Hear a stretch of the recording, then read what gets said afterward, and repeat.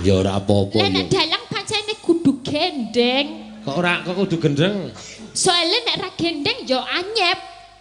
Kok anyep? Anyep engko rada sening, kudu gendeng. Dadine iso guyu dhewe, engko nangis dhewe, disaur-sauri dhewe le ngomong.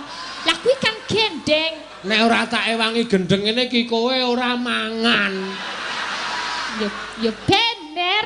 Ah. Ya pancene kudu gendeng to berarti. Lah iya wis ben ra apa-apa. Iya. Wis dalange gendeng sindene pekok ngono wae. Pekok apa meneh? Hah? Pekok apa meneh? Pekok ki manis. Oh ya.